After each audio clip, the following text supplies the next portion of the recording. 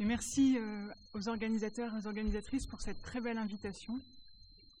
Nous avons choisi une présentation à deux voix pour réfléchir avec vous sur une archive conservée dans deux pays, celle de l'écrivain français René Maran. Comme vous le voyez à l'écran, l'archive René Maran est conservée en différents endroits, mais essentiellement sur deux sites, dans la famille de l'écrivain à Paris et à la bibliothèque centrale de l'université Cheikh Anta Diop à Dakar. De cette configuration bipartite qui date de 1965 découlent plusieurs spécificités de classement, de traitement, de politique d'archivage, de valorisation que nous allons aborder dans cette communication. Nous dirons un mot de René Maran en introduction. René Maran est un écrivain français né en 1887, originaire de la Guyane française. Il travaille une dizaine d'années en Afrique comme fonctionnaire colonial. Il est surtout connu pour son roman Batouala, qui obtient, on l'a dit, le prix Goncourt en 1921. Mais son œuvre est infiniment plus riche. Poète, romancier, essayiste, journaliste, critique littéraire, René Maran disparaît cependant progressivement de la scène littéraire au cours du XXe siècle. En 2020, le paysage scientifique change brusquement à la faveur des démarches entreprises par son petit-fils, Bernard Michel, qui décide de rendre accessibles ses archives privées pour susciter un regain des études maraniennes. Encouragée par cette décision, notre équipe, l'équipe manuscrit francophone de l'ITEM, ouvre cette même année un chantier de recherche autour de cette figure littéraire. Et grâce au soutien financier de l'école universitaire de recherche Translittérae, crée les conditions pour une recherche doctorale sur le fonds d'archives de Dakar, à l'UCAD. Cette recherche doctorale est menée par Baigay, qui est à mes côtés. Alors pourquoi vous entretenir aujourd'hui de cette archive littéraire ? Parce qu'au-delà de ses spécificités, il nous semble qu'elle suscite des questions pertinentes en ce début du XXIe siècle. Donc nous allons commencer par vous présenter les deux fonds, des deux côtés de l'Atlantique, puis nous pointerons quelques problèmes liés aux situations particulières de conservation des documents, avant d'esquisser comment cette archive peut, selon nous, permettre un renversement du regard. Voilà, merci beaucoup. Donc je vais maintenant procéder à la présentation donc, de ces deux fonds-là, présents dans deux pays, au Sénégal et en France. René Maran conservait beaucoup de documents préparatoires, des manuscrits, tapisseries, correspondances, etc. Il décède à Paris le 9 mai 1960. Mais ces brouillons ont été préservés de la destruction par sa veuve Camille Maran, qui a rangé les documents dans les chemises et les enveloppes. Camille Maran a également dressé un inventaire de la bibliothèque de l'écrivain. Car, nécessité faisant loi, elle a dû se résoudre à les faire expertiser pour en vendre une partie. Nous savons donc un état très précis des ouvrages conservés par René Maran dans ces dernières années. Mais en 1965 intervient un coup de théâtre, la cession de l'archive familiale en deux lots. En effet, cette année-là, Camille Maran décide d'une donation considérable à la République du Sénégal. Ce don concerne de nombreux volumes de la bibliothèque de l'écrivain, mais aussi une bonne partie de ses brouillons. Donc, pour le fonds de Dakar, on y trouve plusieurs manuscrits et tapisseries d'œuvres littéraires, dont un manuscrit du récit Un homme pareil aux autres, et une abondance de textes critiques de René Maran, notamment radiophoniques. Conservés soit sous la forme de brouillons, manuscrits ou dactylographiés, soit de coupures de presse.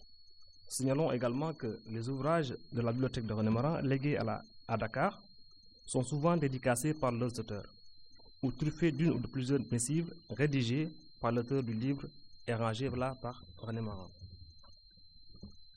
Cette donation, intitulée « Hommage de Madame Camille Maran à la République du Sénégal », est immédiatement versée par le président Léopold Sédar Senghor à la bibliothèque centrale de l'UCAD. Maintenant, présentation du fonds familial qui est à Paris.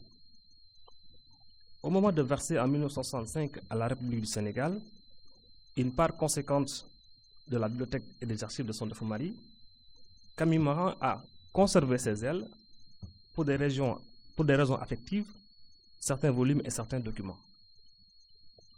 Elle y porte la notation « pour moi ». En effet, Maran disait dans ces derniers jours que la bibliothèque représentait le seul héritage qu'il pouvait laisser à son épouse. Après sa disparition en 1977, puis celle de sa fille adoptive Paulette Cernard Michel en 2015, ce sont les enfants de Paulette, Bernard Michel et sa sœur Françoise, qui deviennent propriétaires de ces documents. En janvier 2021, Bernard Michel a permis au groupe Maran de l'ITEM de consulter les documents de son fonds, ce qui nous a permis d'en dresser un inventaire précis. Le fonds est constitué de deux gros cartons d'archives. Le premier contient une série de brouillons concernant la série de biographies, les pionniers de l'Empire, à la fois esquisses manuscrites, notes bibliographiques et tapuscrits, et un dossier particulièrement volumineux concernant le dernier ouvrage publié par René Maran, Bertrand du Guesclin. Dans le second carton, nous trouvons plusieurs états du récit Le Petit Roi de Chiméry, des documents préparatoires très riches concernant les nouvelles intitulées Bête de la Brousse. A mentionné également un épais dossier concernant le roman Un homme pareil aux autres, plusieurs étapes manuscrites et tapuscrites. Et enfin, un tapuscrit de Batouala, dont le premier chapitre a des allures de manuscrit, produit par une machine à écrire utilisant des caractères typographiques très rares. Maintenant, passons au problème que posent ces deux fonds. Il faut d'abord s'arrêter un instant sur les raisons donc de cette répartition qui est bipartite. Selon moi, Mme Camille Maran choisit d'offrir une partie du fonds à Léopold Sédar Senghor pour deux raisons. La première relève d'un témoignage amical et de remerciement pour le soutien financier et moral que lui apporte Senghor après le décès de son mari. Mais en réalité, ce n'est pas tout dire si on ne rappelle pas l'intérêt manifesté par Senghor vis-à-vis de la bibliothèque de son aîné et devancier dans le monde de la culture et des lettres. On peut évoquer à cet égard une lettre de Senghor adressée à Mme Maran pour lui demander le prêt du fameux ouvrage Le livre de la vérité du docteur Madrousse. La deuxième raison du transfert à Dakar s'explique, d'après le témoignage de la veuve, d'un point de vue symbolique. Elle estime que son défunt mari a consacré une partie de sa vie au combat pour l'Afrique et que son œuvre aussi en témoigne. Ainsi, prenant Dakar et le Sénégal comme symbole de l'Afrique, elle pense qu'en transférant ce fonds, elle perpétue d'une certaine façon le travail et l'œuvre de René Maran en Afrique. Ainsi, en 1965, plusieurs cartons d'archives arrivent à Dakar et l'initiative tombe à point nommé parce que 1965, c'est aussi l'année de l'inauguration de la bibliothèque centrale de l'université qui accueillera les documents. Alors, quel problème cette configuration pose-t-elle ? D'abord, un problème de politique d'archivage. Le catalogage du fonds a manifestement été fait entre 1965 et 1971 par des bibliothécaires. Vous voyez à l'écran le titre de ce catalogue, Catalogue des livres de René Maran, donné par M. Senghor, président de la République du Sénégal. Et à l'intérieur, vous avez des précisions sur l'organisation de ce catalogage. L'ensemble est catalogué dans l'ordre suivant: 1 ouvrage manuscrit ou non imprimé et 2 ouvrages imprimés. Et à l'intérieur de ces grandes parties, les sous-parties posent aussi des problèmes. Par exemple, vous avez dans les ouvrages manuscrits de René Maran des œuvres autobiographiques, des œuvres concernant la connaissance de l'Afrique, des biographies, des œuvres animalières et des œuvres qui ont été nommées fiction et réalité. Donc c'est un catalogage tout à fait surprenant pour nous. On pourra y revenir si besoin. Il y a un autre problème qui concerne la continuité entre deux époques de la vie de cette bibliothèque. Le catalogage du fonds s'étend, je l'ai dit, entre 1965 et 1971.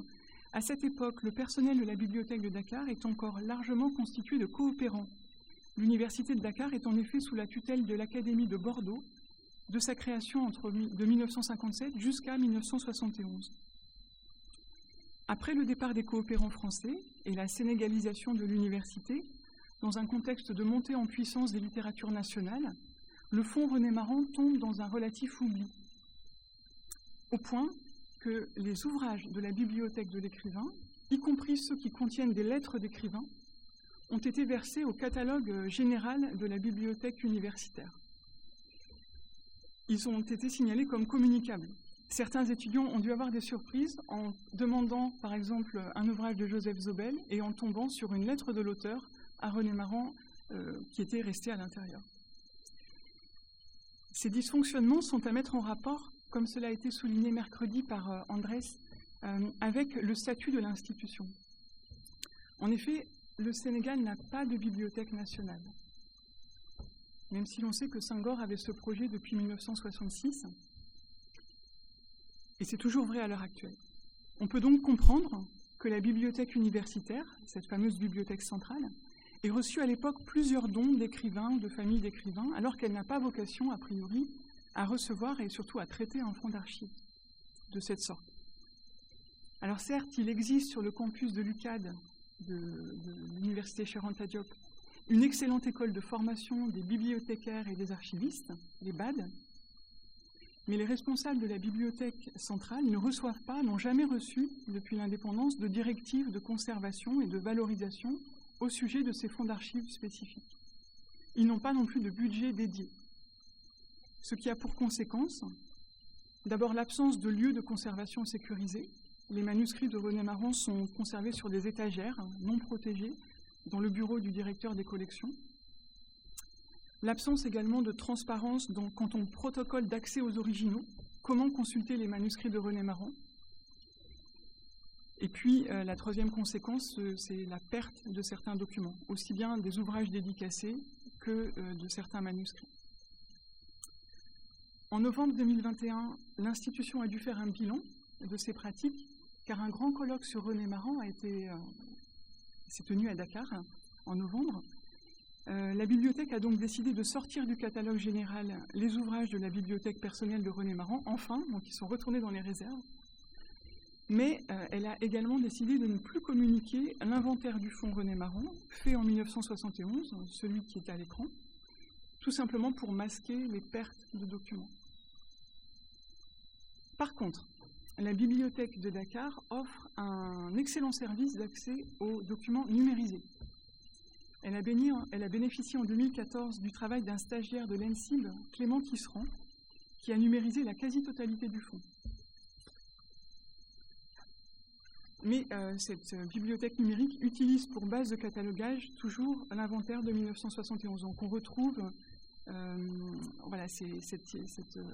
cette liste, connaissances de l'Afrique, divers, œuvres animalières, etc. Donc on a une dissymétrie entre un accès immédiat à une banque d'images numériques, mais dont les métadonnées sont approximatives, dont la logique de catalogage est devenue problématique, et un accès aléatoire à des originaux qui sont conservés dans des conditions non satisfaisantes. Voilà, je vais maintenant aborder donc, le problème que pose le Fonds familial de Paris. Ce fonds n'est pas répertorié sur les catalogues collectifs. Il a été inventorié par notre groupe de recherche sur la base d'un premier inventaire réalisé par la famille de l'écrivain. Nous avons pu également numériser durant une semaine les documents qui le constituent, avant de rendre les cartons à leurs propriétaires. Mais l'ayant droit ne nous autorise pas à publier ces images. Il semble également qu'il ne souhaite pas communiquer, ni même évoquer la correspondance reçue par René Maran, ce qui constitue un problème pour les chercheurs. En effet, l'absence d'accès aux lettres des correspondants de Maran fausse en partie l'étude que nous pouvons faire de cette correspondance. L'analyse d'une lettre doit nécessairement prendre en compte le destinataire. Pierre-Marc de Biasi ne va-t-il pas jusqu'à dire de manière certes iconoclaste, que je cite, le destinataire est d'une certaine manière lui aussi l'auteur de la lettre, puisqu'il s'agit de la part de l'écrivain de, je cite, satisfaire les attentes de son correspondant. La réticence des ayants droit à communiquer certains documents, ici les lettres reçues par l'écrivain, peut avoir des causes diverses, mais il est certain que l'attraction produite par le marché du manuscrit en France n'est pas à négliger, surtout quand on parle de correspondance d'écrivains. En tout état de cause, que l'on considère le Fonds de Dakar ou le Fonds de Paris, dans les deux cas, il semble que les institutions de conservation souhaitent demeurer au cœur du dispositif d'archivage, alors qu'on pourrait songer à un autre dispositif plus vertueux, décentré ou plutôt dynamique, triangulaire, qu'on a visualisé ici avec une circulation entre le rôle et le travail des chercheurs, des institutions de conservation et des ayants droit. Dans une troisième et dernière partie, nous allons tenter de sortir des logiques binaires pour montrer que l'archive peut être le lieu d'un partage, cette archive-là en particulier. Je commence par dire que beaucoup d'archives littéraires africaines du XXe siècle sont déchirées entre la France et l'Afrique. Dans beaucoup de cas, les tensions politiques entre les pays ont exacerbé les conditions d'accès aux documents. L'archive d'Amadou Hampâté-Bâ est conservée entre la France et la Côte d'Ivoire. Les tensions sont telles actuellement que l'accès au fonds est bloqué à la fois à l'IMEC et à Abidjan. Celles de Mohamed Dib, celles de Kateb Yassine, celles de Jean Sénac sont écartelées elles aussi entre la France et l'Algérie. D'autres archives sont potentiellement explosives, comme celle de Léopold Sédar Senghor, inégalement répartie entre la France et le Sénégal. Senghor a manqué une occasion historique, nous l'avons dit au moment du legs Camille et René Maran, de créer une bibliothèque nationale au Sénégal, dans laquelle il aurait pu déposer ses propres archives. Au lieu de cela, pour des raisons qui nous échappent en partie, qu'on n'a pas encore élucidées, il a assumé le paradoxe de léguer à la France, à la Bibliothèque nationale de France, ses manuscrits poétiques, ou en tout cas une sélection d'entre eux, et il a laissé à son décès 30 mètres cubes d'archives dans la maison familiale de Verson, en Normandie.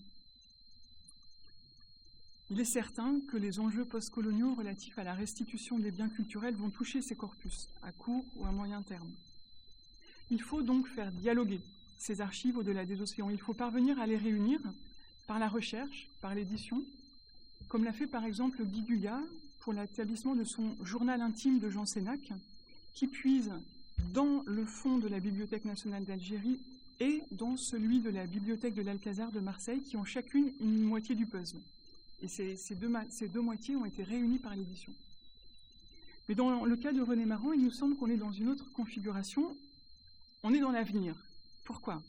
Parce que dans un geste visionnaire, la veuve de l'écrivain offre à Dakar, offre à l'Afrique, une archive française qui certes porte avec elle une dimension africaine, dans l'inspiration, dans les thématiques, mais qui est une construction littéraire française avec toutes ses ambiguïtés d'époque. Ce geste, ce legs, impose un mouvement de décentrement, de retour à l'Afrique sans doute dans son esprit. 50 ans avant le programme Sud de l'ENS, voici un dispositif qui pousse les chercheurs, qui pousse les doctorants français à aller étudier à Dakar. Parce que le matériau est là-bas, au sud. Non pas comme un matériau de terrain pour ethnologues, mais comme un patrimoine de l'humanité, déposé en un lieu, le Dakar de Léopold Sédar Senghor, qui prétend à l'universel. L'universel est aussi au sud. Voici ce que dit ce fonds d'archives de la Bibliothèque centrale de Dakar. Certes, ce geste utopique ne résout pas les problèmes d'accès, mais il pose un acte fort. À mon avis, ce geste peut être lu comme un acte politique. Il est d'une certaine manière un retour aux sources par les restes mortuaires, par la dépouille, dirait Achille Mbembe. Au Sénégal, par exemple, le mort revient auprès de ses ancêtres pour le repos éternel.